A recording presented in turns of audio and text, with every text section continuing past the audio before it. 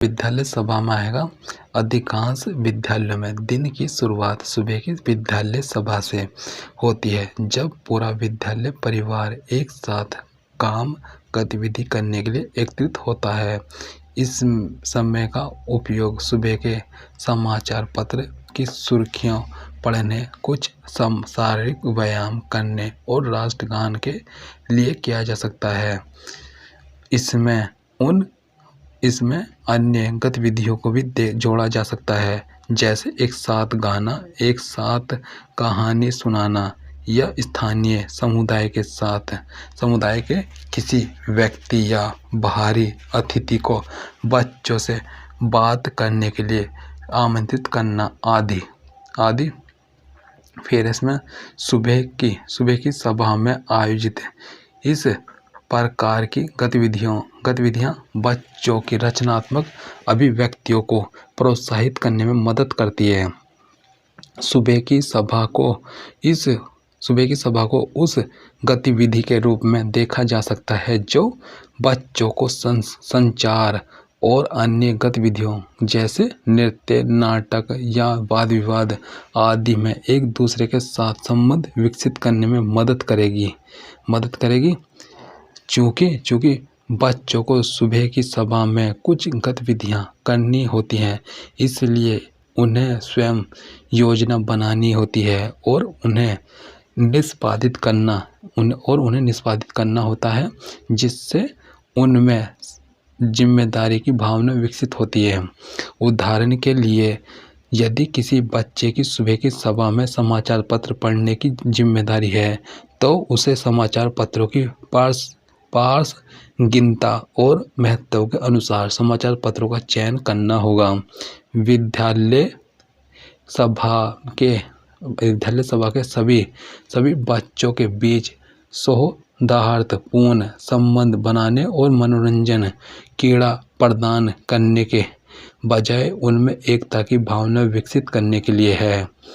इसका मुख्य ध्यान विभिन्न कार्यों के माध्यम से इस कुछ नैतिकता और सदाचार की भावना प्रदान करना है, जो उन्हें मज़ेदार लग सकता है, लेकिन मुख्य जोर बच्चों को उपयोगी ज्ञान प्रदान करना है। शिक्षक विकास मंच शिक्षा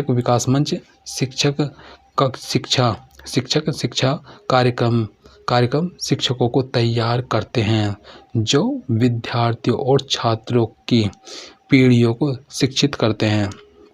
शिक्षक जो अपने जीवन और कार्य के दौरान स्कूल, कॉलेज या विश्वविद्यालय में अर्जित ज्ञान और कौशल को बदलते हैं। यह एक शिक्षा कार्यक्रम है जिसमें शिक्षकों ज्ञान, दृष्टिकोण, व्यवहार और कौशल से लैस करने के लिए डिजाइन की गई नीतियाँ, प्रक्रियाएं और प्रावधान हैं, जो एक शिक्षक को कक्षा, स्कूल और व्यापक समुदाय में प्रभावी ढंग से कार्य करने की आवश्यकता होती है।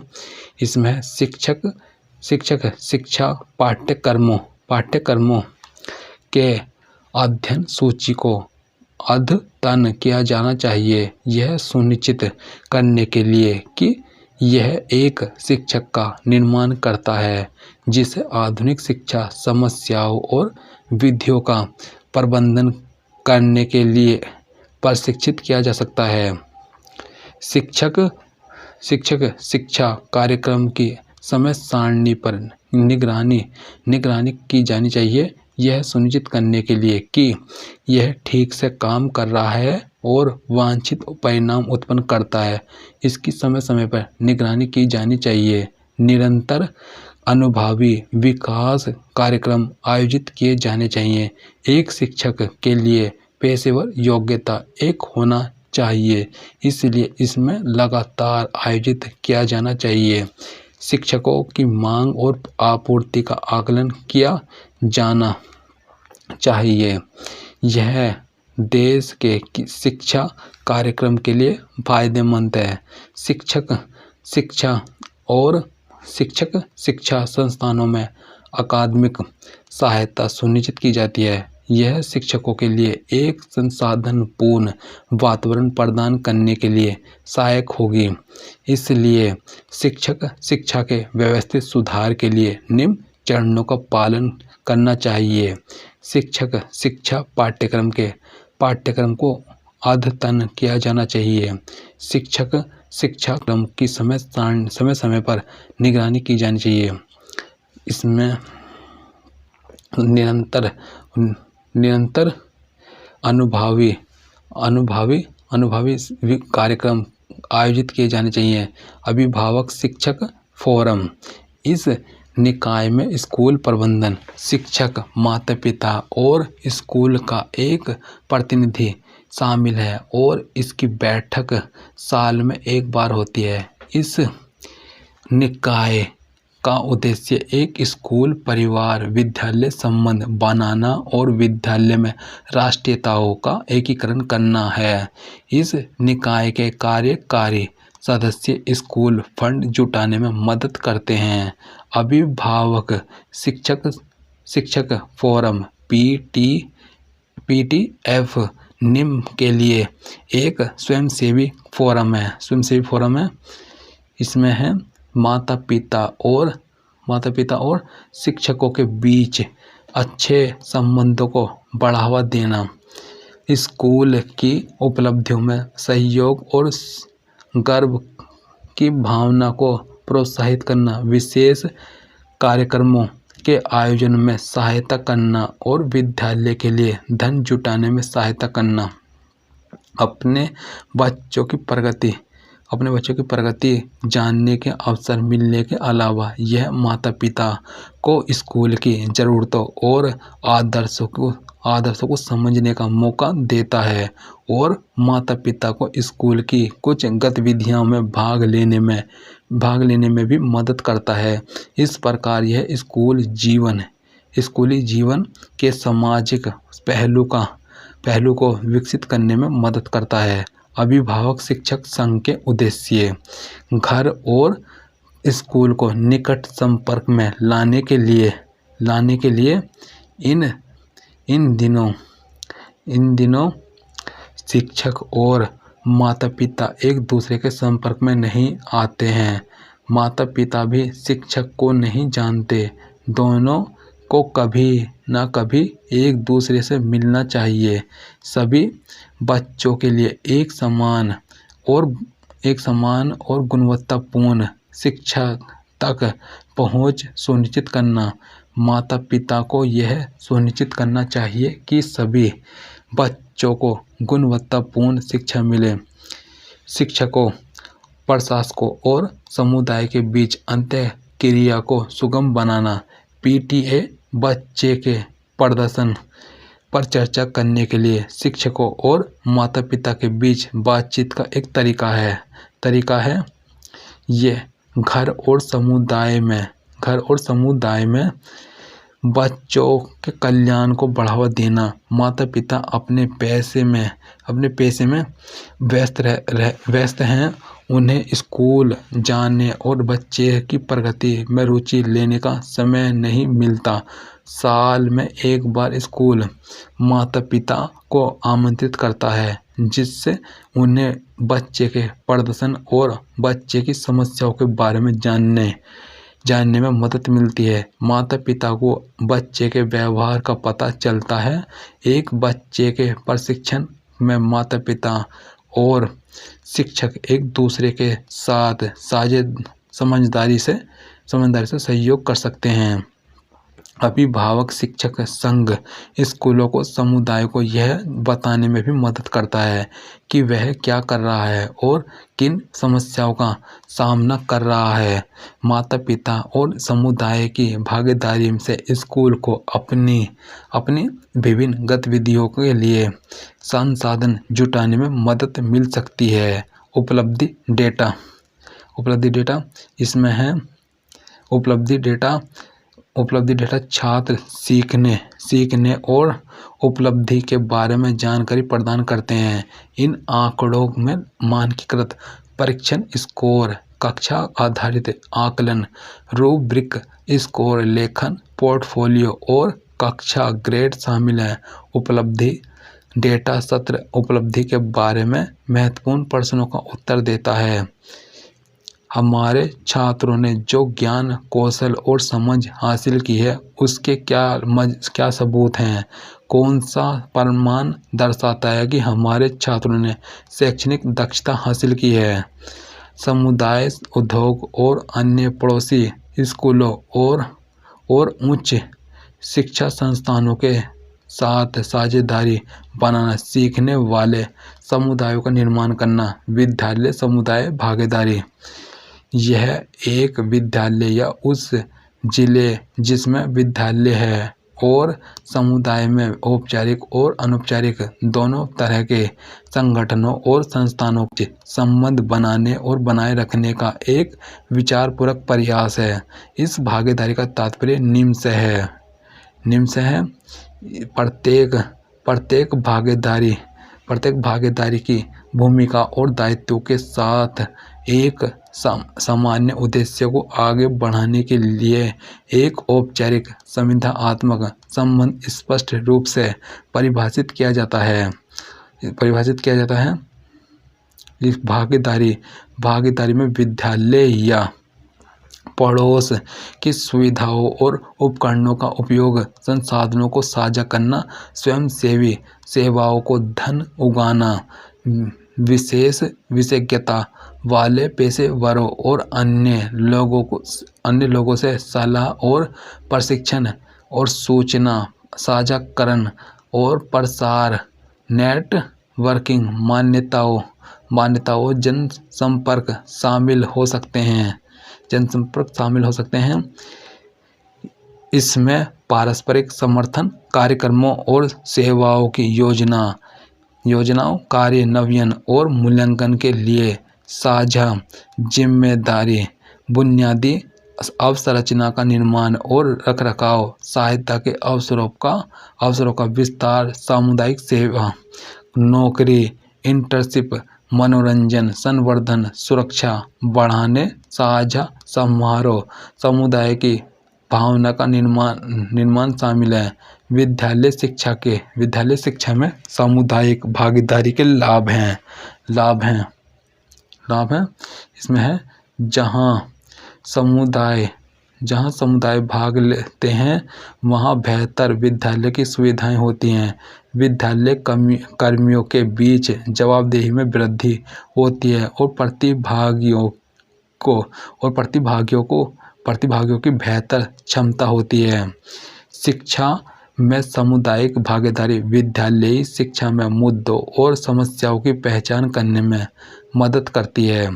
राष्ट्रीय शिक्षा संघ NEA की एक आधुनिक नीति के अनुसार जब विद्यालय माता पिता, परिवार और समुदाय अधिगम का समर्थन करने के लिए मिलकर कार्य करते हैं तो छात्र ग्रेड अर्जित करते हैं, नियमित रूप से विद्यालय जाते हैं, विद्यालय में लंबे समय तक रहते हैं और उच्च स्तरीय कार्यक्रमों में नामांकन करते हैं। इसमें है स्कूल और उद्योग। कुछ देशों के स्कूलों ने IT, सूचना प्रौद्योगिकी उद्योगों के साथ साझेदारी की है।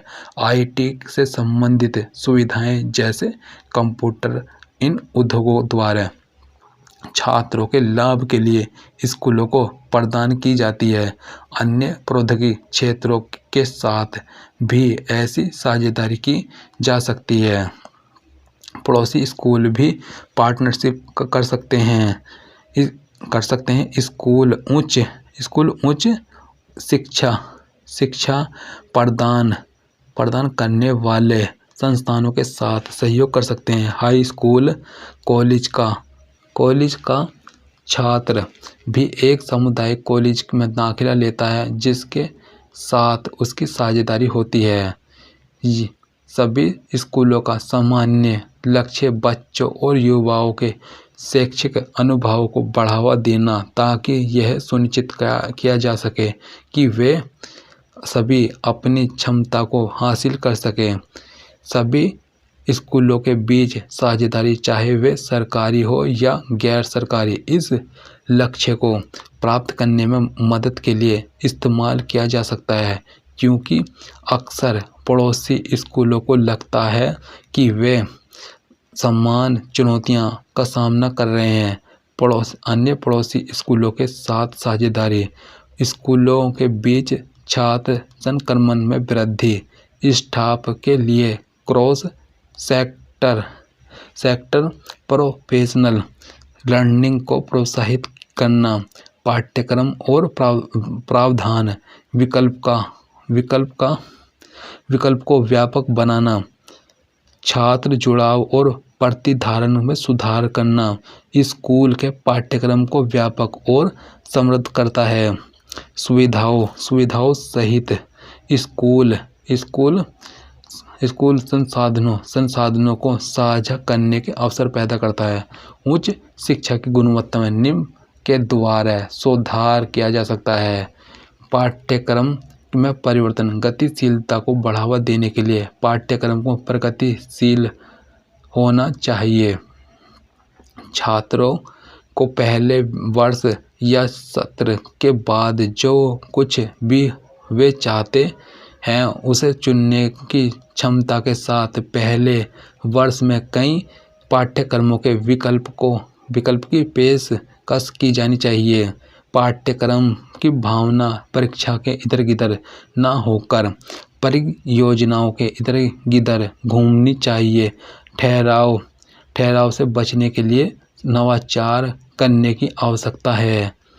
संकाय सदस्यों और छात्रों के लिए सुविधाओं में सुधार करना इसमें है अच्छी सुविधाएं छात्रों की सफलता और शिक्षक के पाठ की प्रभावशीलता को निर्धारित करने में सहायता करती है। छात्रों के साथ साथ संकाय सदस्यों के लिए खेल का मैदान, शौचालय, पुस्तकालय, हवादार कक्षाएं और स्टाफ रूम जैसी सुविधाएं प्रदान की जानी चाहिए। संकाय सदस्यों और छात्रों को अच्छे विदेशी विश्वविद्यालयों में संपर्क प्रदान करना, उच्च शिक्षा के अंतर्राष्ट्रीयकरण को एक अंतर्राष्ट्रीय, अंतर सांस्कृतिक या वैश्विक आयाम को उत्तर माध्यमिक शिक्षा के उद्देश्य, कार्यों या वितरण में एकीकृत करने की प्रक्रिया के रूप में परिभाषित किया गया।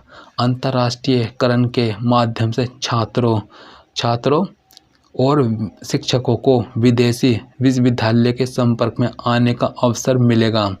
माध्यमिक शिक्षा प्रणाली को सुदृढ़ करना माध्यमिक शिक्षा प्रणाली को सुदृढ़ करने से उच्च शिक्षा की गुणवत्ता में सीधे तौर पर वृद्धि होगी, क्योंकि मजबूत शैक्षिक पृष्ठभूमि वाले छात्र उच्च शिक्षा प्रणाली में शामिल होंगे। उच्च शिक्षा संस्थानों का संचालन और सफलतापूर्वक कई संस्थागत कारक बुनियादी ढांचे की गुणवत्ता और कार्यक्रम की विविधता को प्रभावित कर सकते हैं। ये संस्थानों में इस्तेमाल की जाने वाली तकनीक शिक्षा को भी प्रभावित करते हैं। संकाय यकीनन सबसे बड़े संस्थागत कारकों में से एक है जो उच्च शिक्षा को प्रभावित करता है।